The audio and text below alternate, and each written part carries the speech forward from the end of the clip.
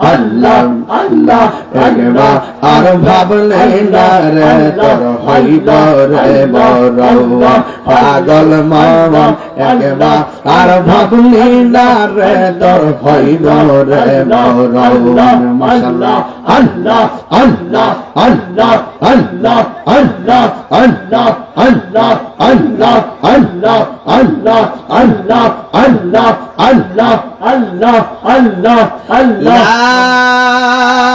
ইলাহা ইল্লাল্লাহু মুহাম্মাদুর রাসূলুল্লাহ সাল্লাল্লাহু আলাইহি ওয়াসাল্লাম।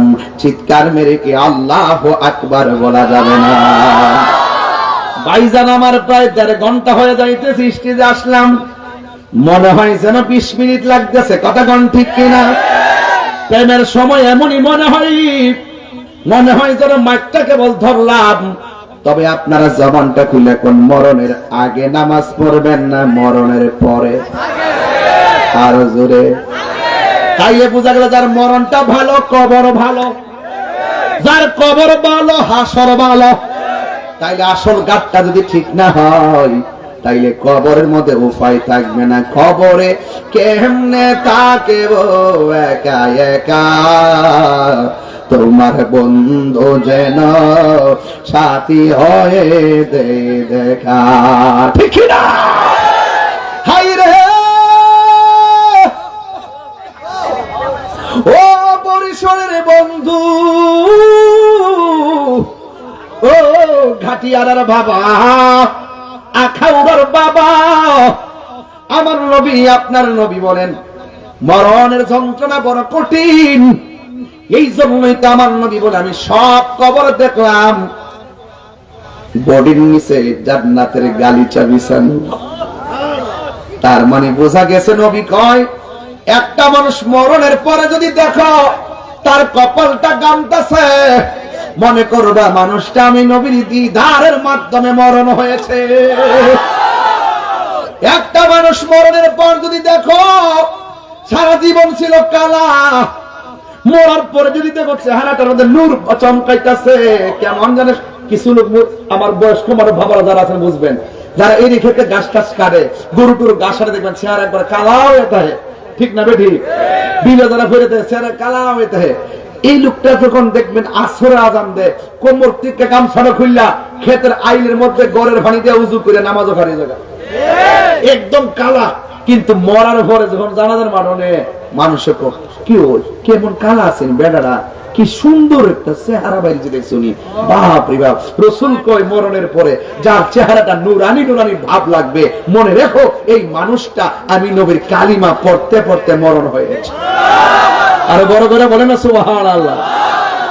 আমার নবী বলে যেই মানুষটার চেহারাটা এমন করে হলুদ হলুদ ভাব হইয়া থাকবে, মনে রাখবা এই মানুষটা আমি নবীর দিদারের মাধ্যমে মরণ হয়েছে। এমন নসিব আমরা রইবনি,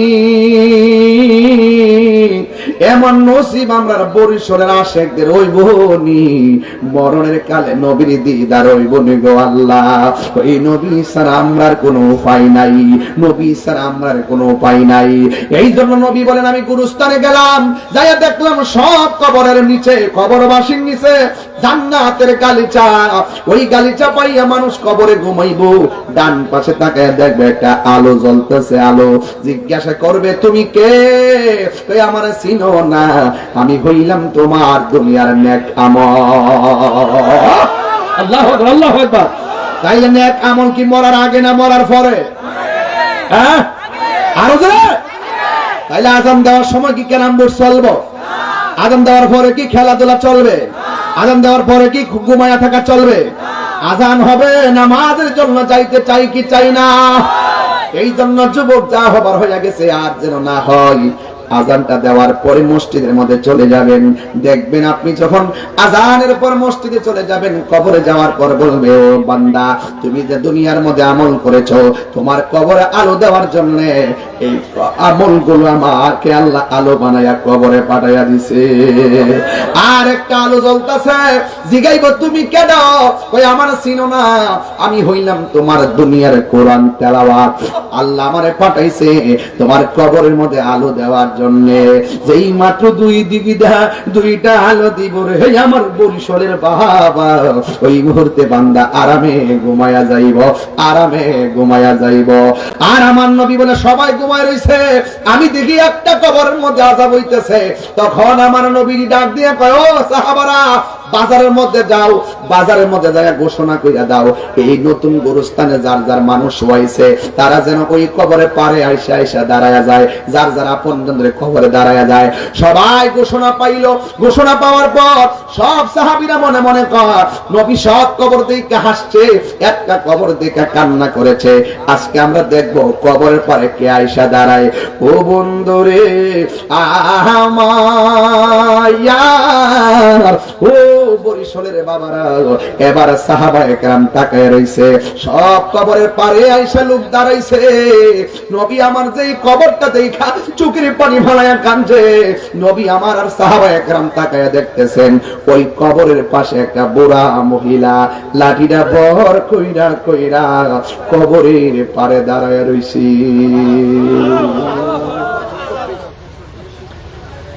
নবী আমার ডাক দিয়া বলে, মা এই কবরটা কার? ওই মহিলা বলে, নবী গো এই কবরটা আমার সন্তানের কবর। আমার নবী বলে, মা এই গুরুস্থানে সবাই আনন্দে আছে, শুধুমাত্র তোমার সন্তানটা আযাবের কারণে কবরে কষ্টে আছে। যেই মাত্র বলছে কষ্ট আছে, ওই মুহূর্তে মা মুচকি মুচকি হাসতে শুরু করে দিয়েছে। এবার সাহাবীরা বলে, মা আপনি আযাবের কথা শুনে কেন হাসতেছেন?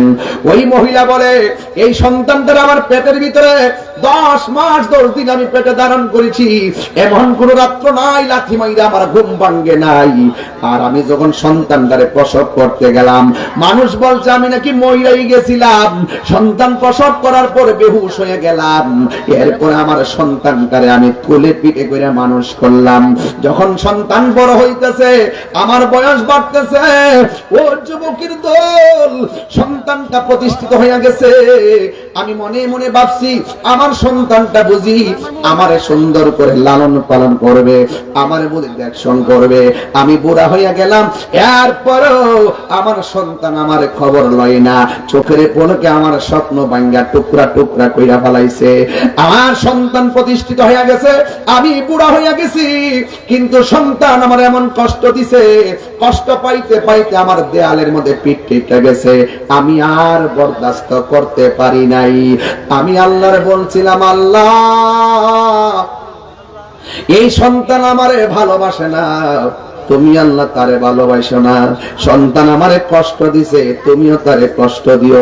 আপনারা জবান খুলে কন, মার মনে কষ্ট দিলে মায়ের বদদুয়া সন্তান ধ্বংস হয় কি হয় না? হয়নি হয়নি হয়নি হয়নি? এবার নবী আমার ডাক দিয়া কয়, মা আপনি বদদুয়া দিছেন মর্মে ছেলেটা কষ্ট আছে, আপনার কি মায়া লাগে না? মা ডাক দিয়ে কয়, না আমার মায়া লাগে না, আমি বড় আজকে খুশি, আমি ফাগলের বদদুয়াটা আল্লাহ কবুল করছে, আমার ডাকটা যে শুনছে এই জন্য আমি খুশি। এরপর সন্তানের প্রতি মায়ের ভালোবাসা, উম্মতের প্রতি নবীর ভালোবাসার মধ্যে পার্থক্য আছে না নাই? নবী তো উম্মতের দরদি। নবী আমার ডাক দিয়া কয়, আল্লাহ মা সন্তানটারে আযাব শুননাও হাসতেছে, তুমি কেমন আযাব দিতেছো? কবরের পর্দাটা খুললা মাটারে দেখাইয়া দাও। আপনারা জবান খুলে বলেন, নবীর কথা আল্লাহ শুনে কি শুনে না? আমার নবীর কথা মুস্তাজিবুদ দাওয়া, পৃথিবীর মধ্যে কোন নবী রাসূল নাই। নবী আমার বলছে, আল্লাহ এই সন্তানটা কেমনে কাঁদতেছে, শুধুমাত্র কান্নার আওয়াজটা শোনায়া দেন আর আযাবের দৃশ্যটা দেখায়া দেন। নবী আমার বলতে দেরি রে বাবা, ওই কবরের পর্দা আলোক হয়ে গেছে। মা তাকায়া দেখতেছে সন্তানটা কবরের ভিতরে জাহান্নামের একটা চাটার উপরে এমন ভাবে কাঁদতেছে, মাসরিক থেকে মাগরিব, শিমাল থেকে জুনুব, সব পশু পাখি আযাব শুনতেছে। যেই মাত্র মা দুঃখিনী সন্তানের ডাইরেক্ট প্রকাশ্যে আযাবটা দেখতে বলাইছে। এবার আলমা ডাক দিয়ে গে, আল্লাহ আগে যদি জানতাম আমি বদদুয়া দিলে আমার পুত্রে এমন ভাবে জ্বালাইবা, কোনদিন আমি সন্তানকে বদদুয়া দিতাম না। আল্লাহ আমার সন্তান আমারে কষ্ট দিছে, আমি মা সব ভুইলা গেলাম। দেখছেন নি মা কেমন জিনিস, মা কেমন জিনিস। আমার নবী বলে মা শুধু বলছে আল্লাহ তুমি ক্ষমা করে দাও। এই কথা বলার পর আমার আল্লাহ সন্তানের কবরে জান্নাতের গালিচা বিছায়া দিয়েছে। জান্নাতের চাবি আমার মা, আমার গো জান্নাতের চাবি আমার মা। সবাই সবাই জান্নাতের চাবি আমার মা, মা গো জান্নাতের চাবি আমার মা। মা যার বেঁচে নাই তার মতো দুঃখী নাই, মা যার দুঃখী নাই, খালা ফুফু মায়ের মতো না। মা গো জান্নাতের চাবি আমার মা। ও আপুরে মারে কষ্ট দিছো, এখন মা কবরে গেছে, মাপ চাইবা কেমনে? এই জন্য কষ্ট দেওয়ার আগে 100 বার চেষ্টা করবা। জীবনে কোনোদিন মা বাপরে আমরা কান্দাইতাম না। মার দোয়া সন্তানের জন্য কাজে লাগে কি লাগে না? আজকে যাই মার ভয়ে ধরেন, দেখবেন মা নামাজে শারিক বইয়া, বাপে নামাজে শারিক বইয়া এমন ভাবে আপনার জন্য দোয়া করবে, দেখবেন যে আল্লাহ রাব্বুল আলামিন আপনার ওই দোয়ার কারণে আল্লাহ পাক আপনাকে বান্দা থেকে আমার আল্লাহর বন্ধু বানায় নিবে। জোরে কন্যা সুবহানাল্লাহ। আর বরিশালের মানুষ জবানটা খুললে কন্যা সুবহানাল্লাহ। মার দোয়ার মূল্য কয় ছেলে, ছেলে তোমার জন্য ওয়াজ চলতেছে। মার কথা বলার পরে যে ছেলে উঠতে যায়, এই ছেলে ভালো না।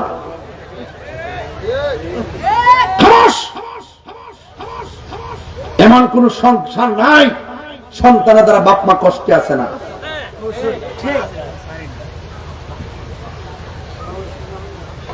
বাপটা শুধুমাত্র ইজ্জতের ডরে বাজারে যায় কয় না, সহ্য করে নেই।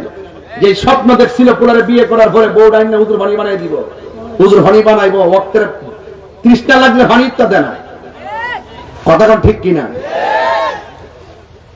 আপনি ফাও মনে করতেছেন?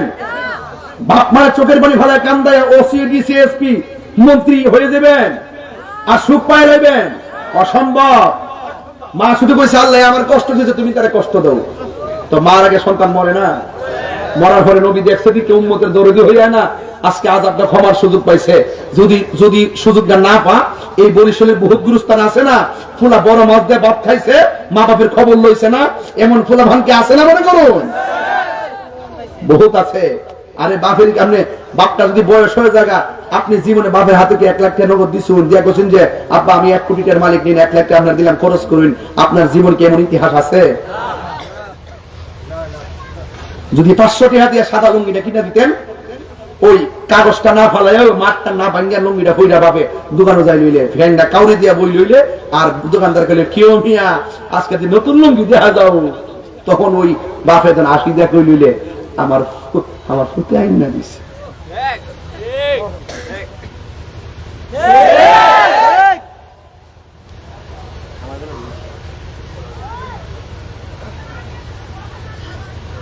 একটা হাদিস কমো শুনবেননি?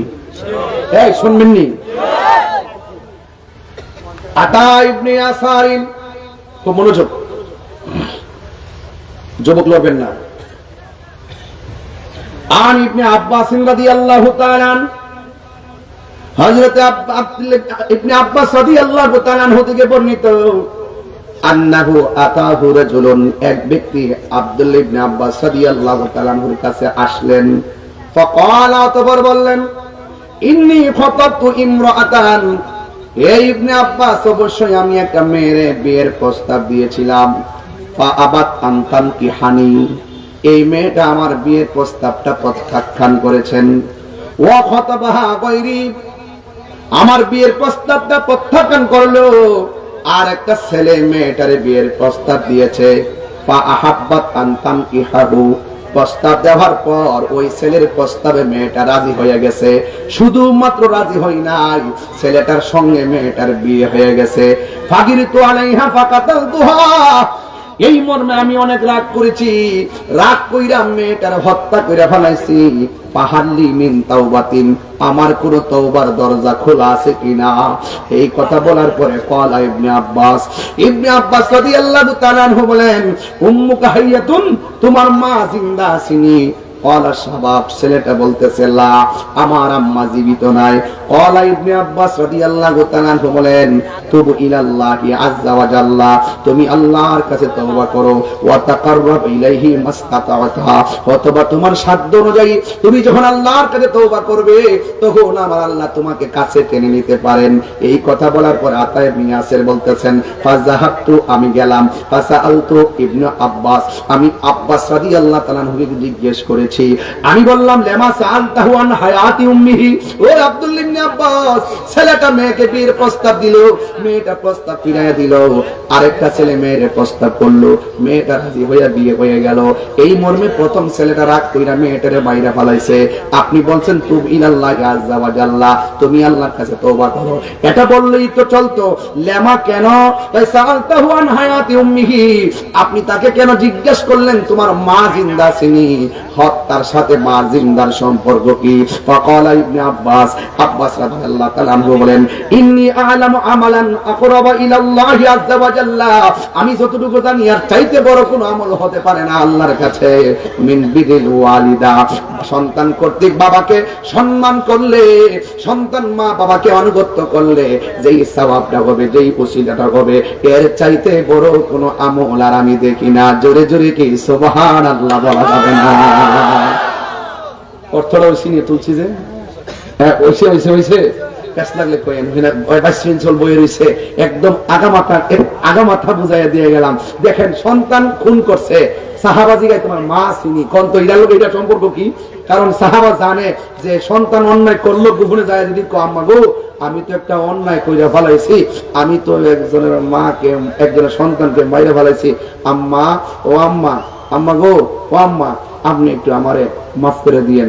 আচ্ছা কোন তো দেখি, একটু জবানটা খুলে কোন তো দেখি। মা যখন সন্তানের লেগে দোয়া করে, এটার মাঝখানে কি কোনো পর্দা থাকে? পর্দা থাকে?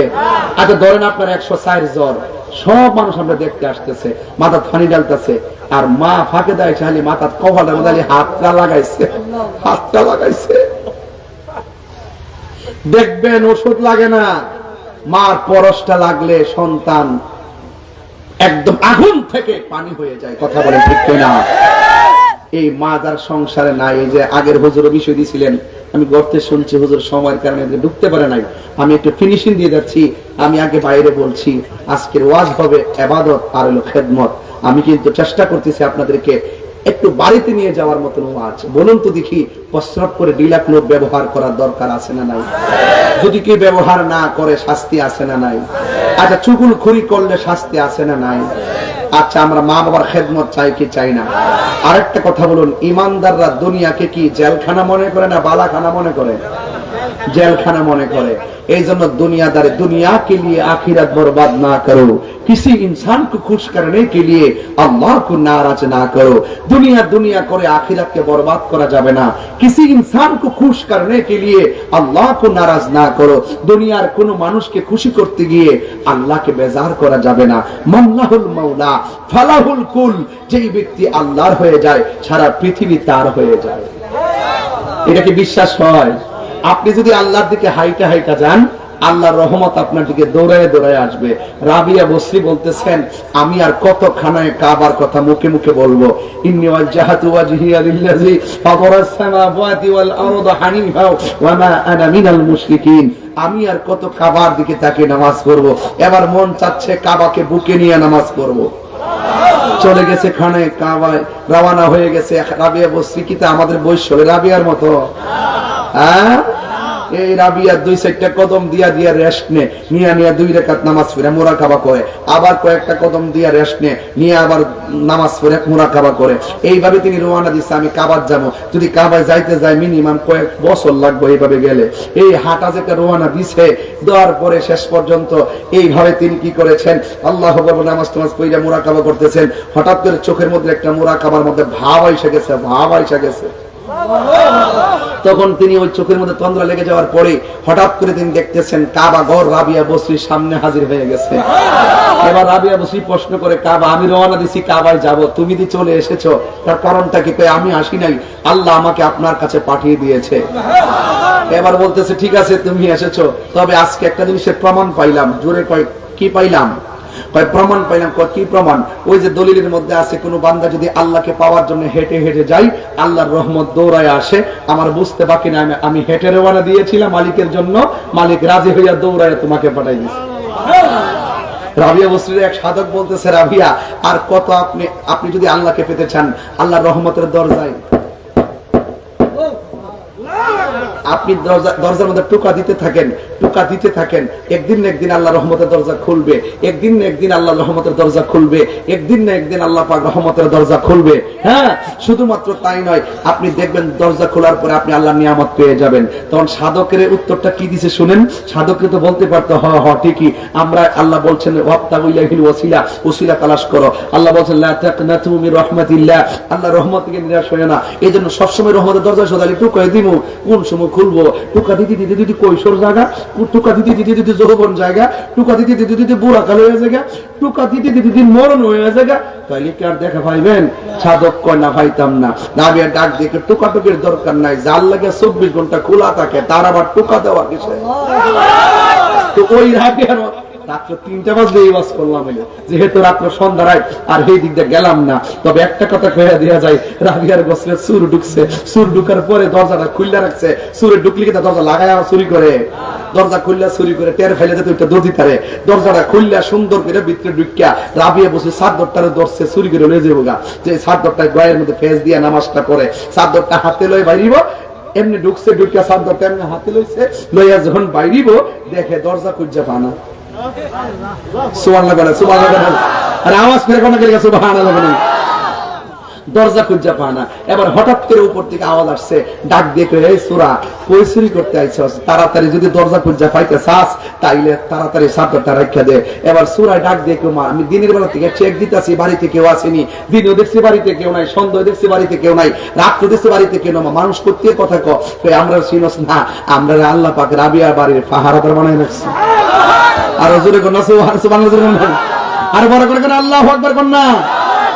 এবার রাবিয়া বসরি, এবার ওই আগন্ত ওই লোকে বলতেছে, রাবিয়া ওই এই চোর তাড়াতাড়ি চাদরটা থইলে রাস্তা পাইবি, নাইলে কিয়ামত হয়ে যাবে। দরজা করলাম কুচা পাইতেন। এই রাবিয়া ও রাবিয়া, আমরা বসলে রাবিয়া ও রাবিয়া। খবরদার রাবিয়া বসে জিন্দেগি যদি পালন করতে চান, আপনাকে নামাজ পড়তেই হবে, রোজা রাখতেই হবে, নবীকে জানের চাইতে বেশি ভালোবাসতেই হবে। আচ্ছা বলুন তো, এই মাঠটা আজকে কানাই কানাই ভরপুর, এত হাজার হাজার মানুষ আপনারা আজকে এসেছেন, এত হাজার হাজার মানুষ বৈশ্বরের মাহফিলে। আমার বাড়ি থেকে আসতে মাত্র সময় লাগে 12 মিনিট। কয় মিনিট বললাম? 12-14 মিনিট সময় লাগে বাড়ি থেকে আসতে। এই চাপুরীর ছেলে বৈশ্বরে আসছে। বরিশালের মানুষের ভালোবাসা কত, এইগুলো আমি বহুত জায়গায় গিয়ে আপনাদের নিয়ে প্রশংসা করি, যে আমার এলাকায় মাহফিল করলো এলাকার মানুষ যে মহব্বতটা করে, আপনাদের লক্ষ লোক দেখলো, আমার সেই মহব্বতের পরিধি আমি মিলাইতে পারতাম না।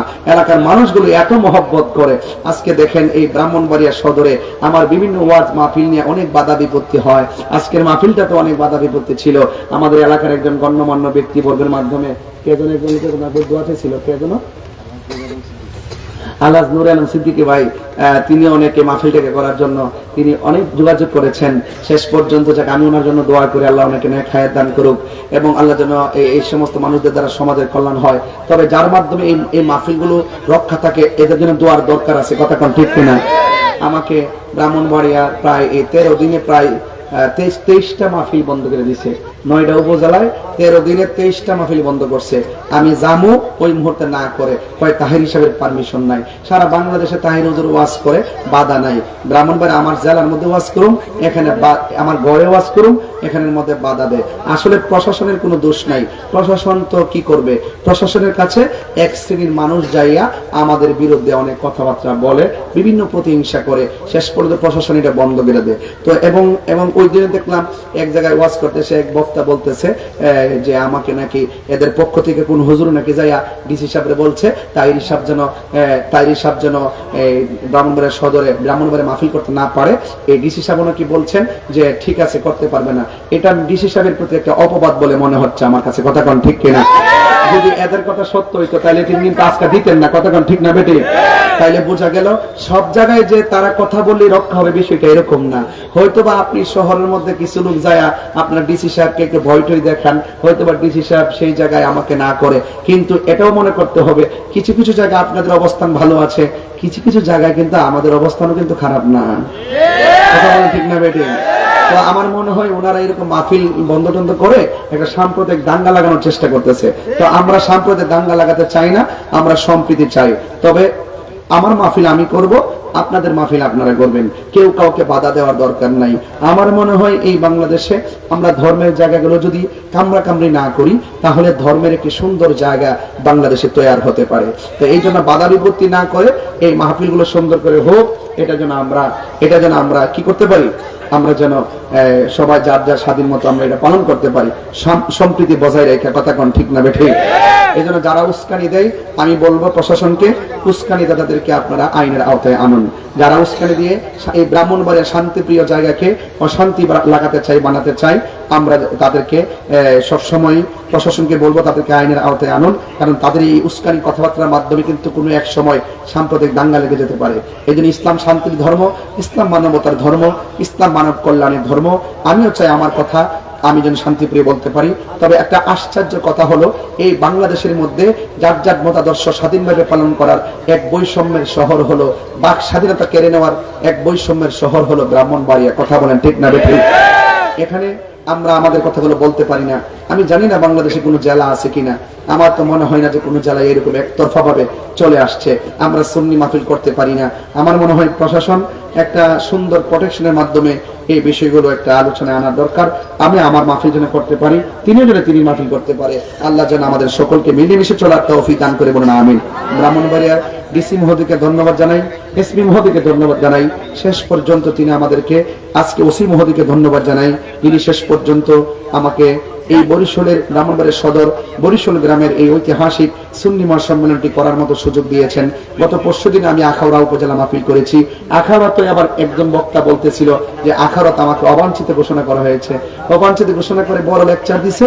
আমি আবার ওই দিন যে সুন্দর করে আখাউড়া মাহফিল করে এসেছি। ওই দিন আবার বলছে কোন হুজুর নাকি যে ডিসিরে বলছে আমি ব্রাহ্মণবাড়িয়া সদরে মাহফিল করতে পারতাম না, এখন আবার মাহফিল করতেছি। এখন কিন্তু তিনি তাদের কথা কোন আর ওজন রয়েছে? অনর্থ কেন আমরা উত্তেজিত হয়ে কথা বলে এই শান্তি নষ্ট করব?